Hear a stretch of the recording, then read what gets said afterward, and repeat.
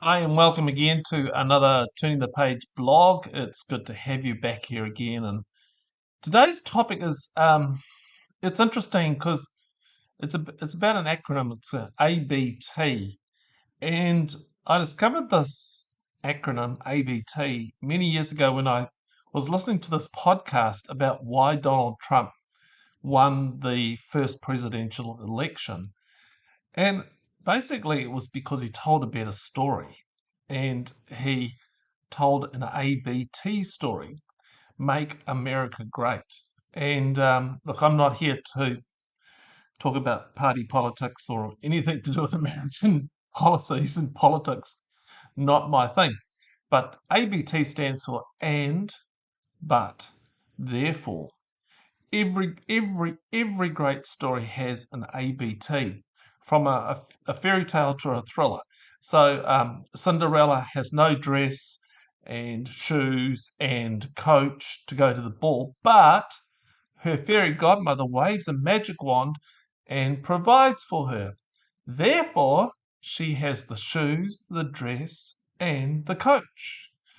Jason Bourne has a bomb ticking and has only 30 seconds before it explodes and kills thousands of people. But because he has had years of training, he knows what to do. So therefore, he calls his grandmother for advice. Look, you'll be able to see this ABT sequence in your own life story. In the simple things like, I'm hungry, but I have food in the pantry or in the kitchen or somewhere. Therefore, I will go and have something to eat.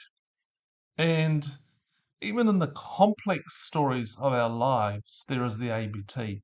I fell in love and things were going okay, but then I found out that she was a chronic gambler. Therefore, I'm going to have to make some changes and get some help and try and sort this mess out. And can you see the ABT in your life? The but, and therefore. We all have it. And in God's story, there is the ABT. It's sprinkled right throughout the Bible. The larger story, the meta story of God, could be seen as an ABT. And even in a parable of Jesus, he uses the same and but therefore principle.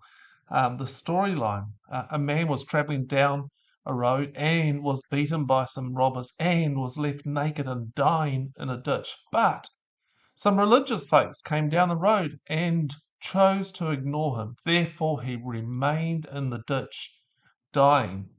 Another man, a Samaritan, someone everybody despised, was traveling down the same road and he saw the man in the ditch. But he was moved with compassion. Therefore, he got into the ditch and helped the man. And there's a book in the Bible called Lamentations, which is a lament. It's a sadness story.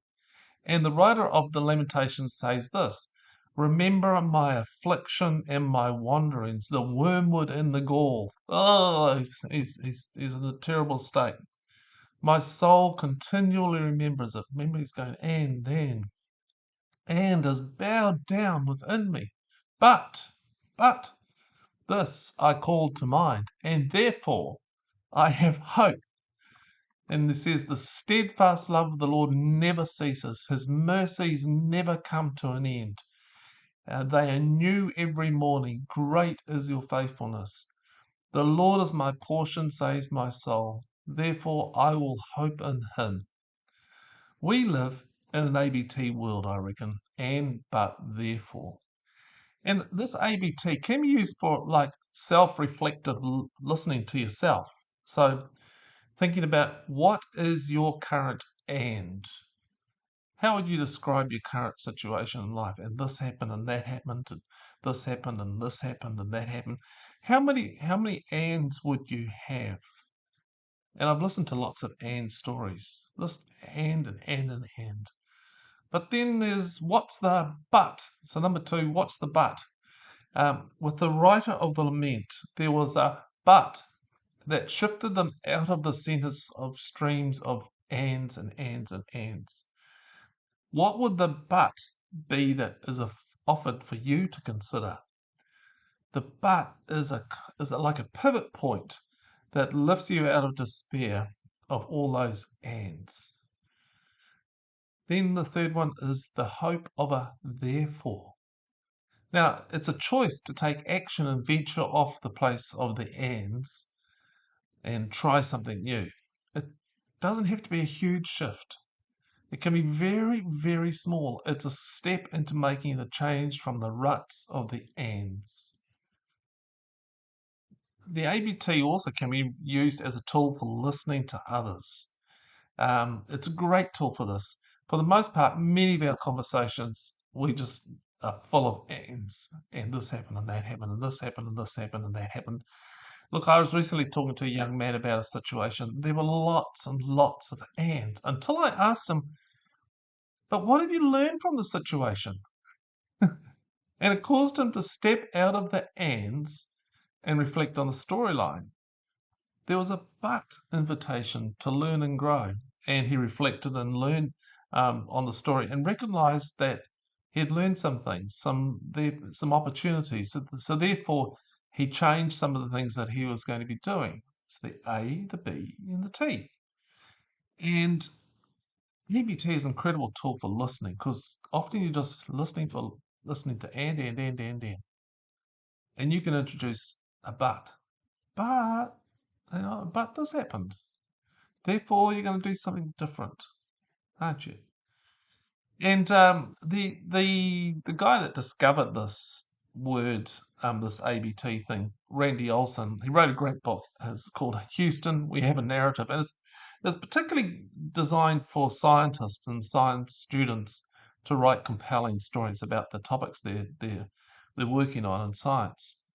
But he's also listed other words for the words and but and therefore. And if you want to read those words, so like and could also be also, equally, identically. So there's a whole list of them here on the website if you want to come and look. But this is an incredible tool if you want to listen really well to others and also to listen to yourself. Am I stuck in the ands? But what's the but? What's the but that can shift me out of all those ands? And okay, here's some quotes for you to consider. Situation, brackets, we have this and this and this, close brackets, complication, brackets, but a problem has arisen, close brackets, resolution, brackets, therefore we solved it by doing this. And that's the nutshell of the ABT method. And Randy Olson says that simplicity is the essence of effective communication. It's so true, isn't it? If you confuse with lots of different things, people are going to lose it. It's just not clear. And he also says that there are two significant ways communication goes bad. The first is boredom. The second is confusion. It's true, isn't it? How many times have I listened to boring and confusing sermons? It's like, oh my goodness, don't need that. No, communication goes bad when it's boring and when it's confusing. Okay, here's some questions for you to answer. Have you ever noticed the ABT framework in your life? Number two, when watching a movie or a TV show, look for the ABT framework. Just look for how they go and part, and then therefore. Does it keep you hooked into the story? Just the next TV show that you watch. Look for the A, and then the T. Number three, when listening to a friend tell a story, see if you can identify the ABT framework. Is this person stuck in the weeds of the ands? Like, no, no, no, no, no, no, no, no, no. How could you offer a but? Is there a but that they're not seeing? Hey, I hope you found this helpful, and I'll be back next week. But you need to listen, and therefore you will take good note of when these come out, and you will subscribe, and you will tell your friends. Okay. Okay, until next week, have a great time. Okay, bye.